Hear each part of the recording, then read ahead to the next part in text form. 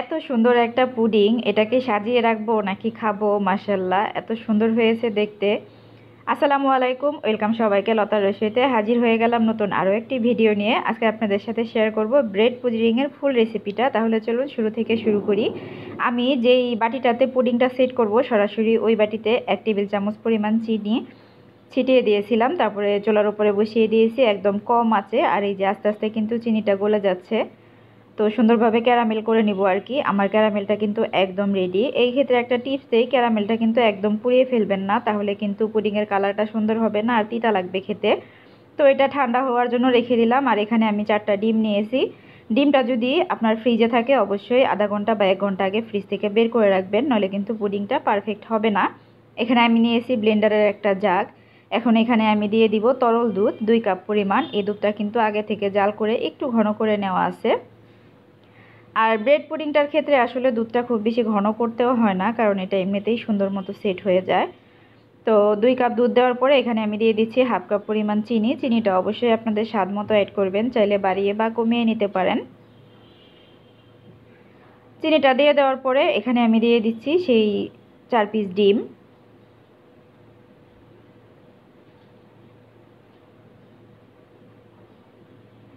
তো ডিমটা দেওয়ার পরে আমি এগুলিকে খুব সুন্দরভাবে একটু ব্লেন্ড করে নেব আর কি। আর এই পর্যায়ে দিয়ে দিব আমি একটু ভ্যানিলা এসেন্স। এখানে 1 চা চামচ পরিমাণ ভ্যানিলা এসেন্স আছে। অনেকেই আছে পুডিংয়ে ডিমের স্মেলটা পছন্দ করে না, তারা ভ্যানিলা এসেন্সটা দিবেন। আর ভ্যানিলা এসেন্সের স্মেলটাও যদি পছন্দ না হয়, তাহলে কিন্তু একটা এলাচ একটু গুঁড়ো করে দিতে পারেন। আর এখানে আমি দিয়েছি ব্রেড 2 স্লাইস, আমি 2 স্লাইস দিয়েছি। আর ব্রেডের চারপাশে যে ব্রাউন যে অংশটা থাকে ওটা সহই আমি দিয়েছি, কারণ ব্লেন্ড করার পরে কিন্তু সব কিছু সুন্দর একদম স্মুথ হয়ে যাবে। আর এই মিশ্রণটা কিন্তু ব্লেন্ড করে নিলেই খুব সুন্দর হয়, তাই চেষ্টা করবেন ব্লেন্ড করে নেওয়ার। কেউ চাইলে কিন্তু হ্যান্ড ব্লেন্ডার দিয়েও করে নিতে পারেন। এখন একটা স্পুনের সাহায্যে একটু নেড়েচেড়ে মিশিয়ে নিচ্ছি। মিশিয়ে নেওয়ার পরে সুন্দর করে ব্লেন্ড করে নিয়েছি। এখন একটা স্ট্রেনারের সাহায্যে এটাকে একটু সেকে নিব। পুডিংটার মিশ্রণটাকে খুব সুন্দর করে সেকে নিলে কিন্তু পুডিংটা অনেক সুন্দর স্মুথ হয়। কিন্তু এটাতে যেহেতু আমরা ব্রেড দিয়েছি, এই জন্য একটু ঘুটাঘুটি করতে হবে আর কি, কারণ এরা একটু ঘাটতেরা টাইপের হয়। তো একটু ঘোটাঘুটি করে আমি খুব সুন্দর করে এটাকে এভাবে চেলে নিচ্ছি। ওই যে দেখেন নিচে কিন্তু পড়ে যাচ্ছে, তো ভালোভাবে এটাকে একটু চেলে নেবেন সময় নিয়ে। তো চেলে নেওয়ার পরে এই যে আমার এইদিকে ক্যারামেল কিন্তু সেট হয়ে গিয়েছে। ক্যারামেলের উপরে এভাবে একটু টাচ করবেন, যখন দেখবেন যে ক্যারামেলটা হাতে লাগছে না, তার মানে এটা কিন্তু বাটিতে সেট হয়ে গিয়েছে। ক্যারামেলটা সেট হওয়ার পরেই অবশ্যই পুডিংয়ের মিশ্রণটা ঢালবেন।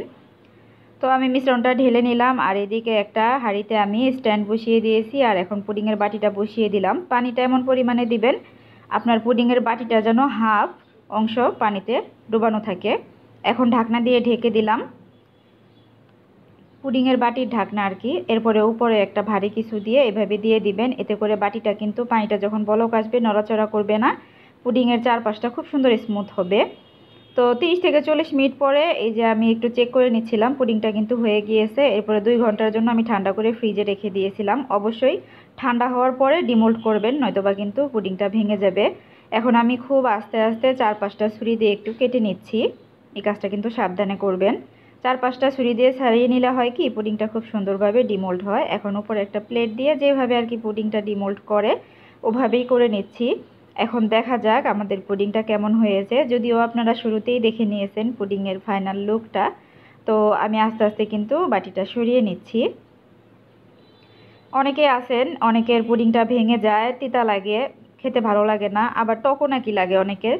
তো ক্যারামেলটা যদি আপনারা পারফেক্টলি করতে পারেন তাহলে কিন্তু কোনো সমস্যা হবে না। আর এই যে দেখেন মাশাল্লাহ খুব সুন্দর হয়েছে পুডিং, একদম পারফেক্ট হয়েছে। এখন এটাকে আমি একটু আপনাদেরকে কেটে দেখাই এর ভিতরের অবস্থাটা কীরকম। চারপাশটা দেখে অবশ্যই বুঝতে পারছেন এটা কতটা স্মুথ হয়েছে। আর এই পুডিংটা কিন্তু ভীষণ মজা হয়। আরও কয়েক রকমের পুডিং কিন্তু রেসিপি আমার চ্যানেলে এবং পেজে রয়েছে, চাইলে কিন্তু আপনারা দেখে নিতে পারেন।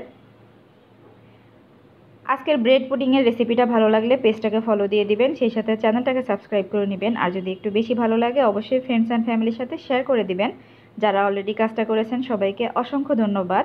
সবসময় লতার রশির সাথে থাকবেন, লতার রশিকে সাপোর্ট করে যাবেন, কারণ লতার রশি মানে কিন্তু পারফেক্ট রেসিপি। আমি আমার যে রেসিপিটা পারফেক্ট হয় শুধুমাত্র সেটাই কিন্তু আপনাদের সাথে শেয়ার করি। তো চাইলে এই গরমে কিন্তু এভাবে একটা পুডিং বানিয়ে ঠান্ডা ঠান্ডা পরিবারকে নিয়ে পরিবেশন করতে পারেন। ইনশাল্লাহ পরিবারের সবাই কিন্তু খুশি হয়ে যাবে।